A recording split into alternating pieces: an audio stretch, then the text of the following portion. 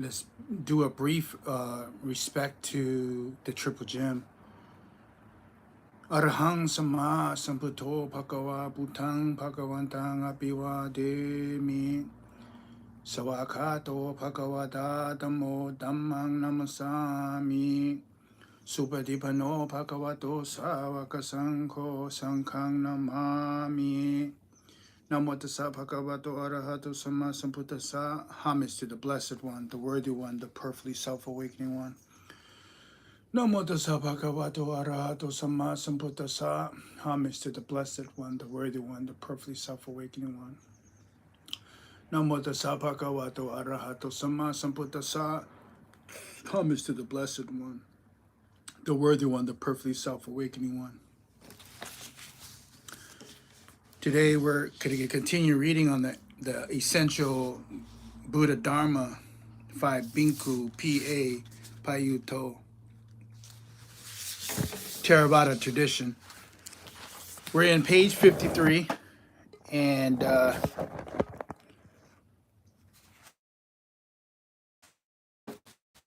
it's the 5 skandhas, practical value.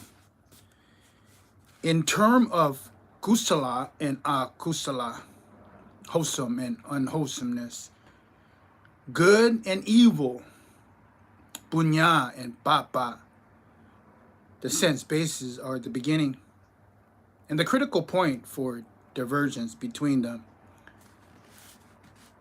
One path leads to heedlessness, intoxication, bad deeds, and infatuation in the world. The other to understanding, good deeds, and liberation.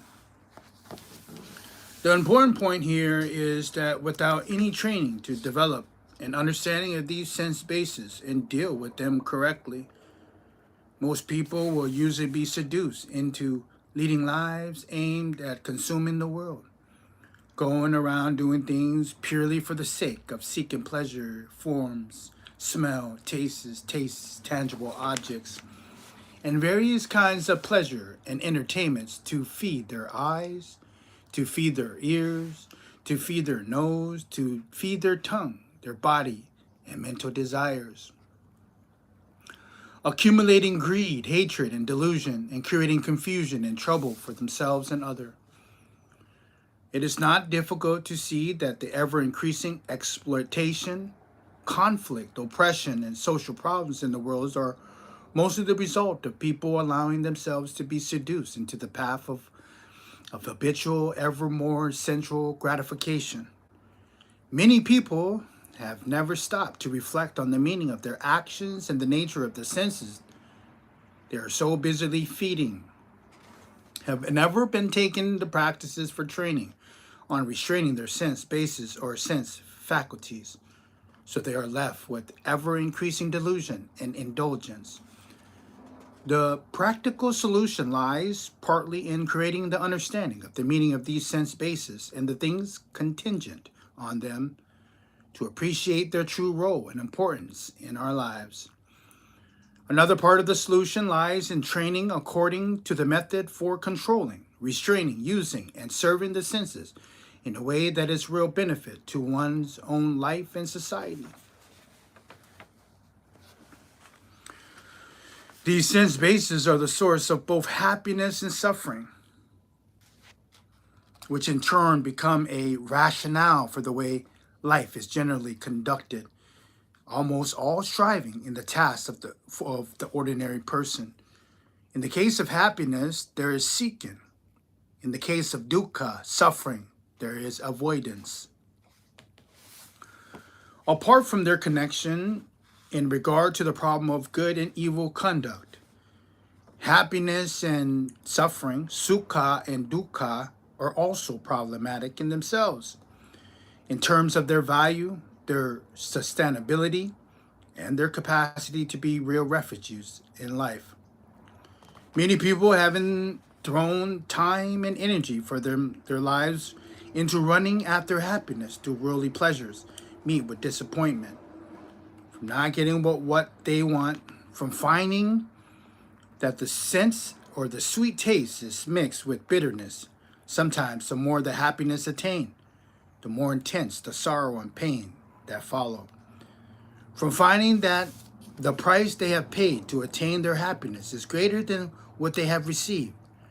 From attaining what they want, but finding it does not give them the joy that they expected. Or by having attained their goal, finding that happiness runs further off, away from them, and they never seem to catch up with it. Some finish their lives still running, never having found real or sufficient happiness. Studying the sense basis, the ayatana, is for the objective of knowing the truth of things and practicing with the proper attitude that does not lead to excessive harm for ourselves and for others. In addition to being careful in the methods we use to seek happiness, we also understand the limitations and different levels of happiness. Then knowing how to attain happiness on the subtle levels. When we practice correctly in relation to happiness and dukkha and process to the subtle levels of happiness, this is the process in morality. In terms of cultivating panya, wisdom, the sense basis involves ethics from the outset, because if we practice wrongly at the first arising of awareness, our cognition will be impaired. It will instead become a cognitive process in service of enjoying the world, or a component in the process of winding, samsaravata. This is the Pali term for the will of rebirth.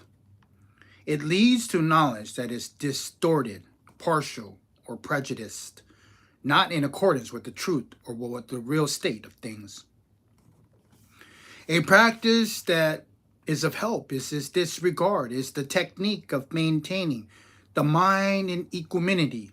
In Pali, the term is upeka, keeping the mind even so that it is not overpowered by defilements, such as like and dislike. In terms of general practice, there are many methods that either directly or indirectly concern the six sense basis, ayatana, the Pali term.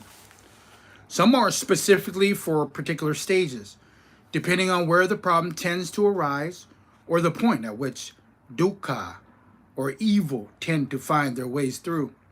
However, emphasis is usually placed on the method of guarding against or preventing defilements right from the very first, which is when connected or when it's contacted, is made through the sense basis. This will mean that problems do not arise at all, making it the safest of all methods.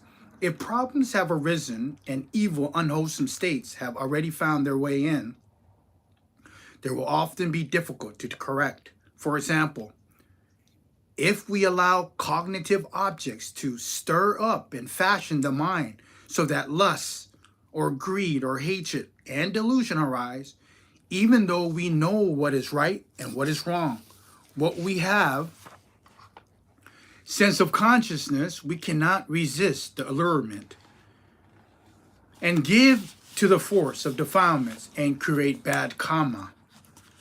Emphasis, this is not karma, this is kama, Pali term of cause and effect. For this reason, the emphasis on the method of guarding and securing the senses from the outset. An important tool for guarding the earliest point of awareness is mindfulness. The Pali term is sati, which is what holds the mind to the base of normalcy, like a rope for holding the mind down. The use of the word sati in Pali for guarding the sense bases occur in the teaching known as the restraint of the sense faculties.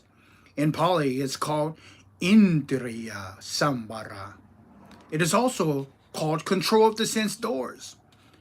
It means being armed with mindfulness when becoming aware of an object through a sense faculty, such as seeing a form with the eye, and now allowing the mind to apprehend that object by means of such features that would be the cause for the arising of attachment or aversion, like or dislike. So the mind gets overwhelmed by unwholesome states. This practice helps in preventing the arising of unskillful or harmful thoughts, preventing suffering, preventing the creation of distorted and prejudiced knowledge and ideas. However, it is not possible to utilize the teaching at will, because in order of mindfulness, sati in Pali, to be firm and constantly ready for action, training is essential. Thus, restraint of the faculties needs constant application. The training of the faculties is called indriya bhavana, usually translated as cultivations of the sense faculties. One who has trained or developed the faculty is safe from evil, unwholesome conditions, dukkha, and prejudice and distorted knowledge, because one has set up a protection before they can arise. Even if like and dislike do manage to slip through, one is able to speedily subdue or abandon them. Restraint of these sense faculties is the factor of morality. In Pali, we call that sila. But it is the main factor. Sati, mindfulness, is classified as a part of concentration, samadhi, because it leads us to a mental effort and constant control of the mind. Thus, it is also the training in samadhi.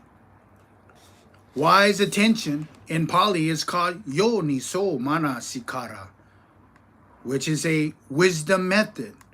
Is another principle recommended for practice in this regard, seeing or examining in such ways as to derive knowledge from a cognitive objects, seeing the truth or seeing a way that leads to benefit, such as reflecting on the benefits and drawbacks, merits and defects, together with the state of freedom and security, in which there is happiness without any need to rely on cognitive objects.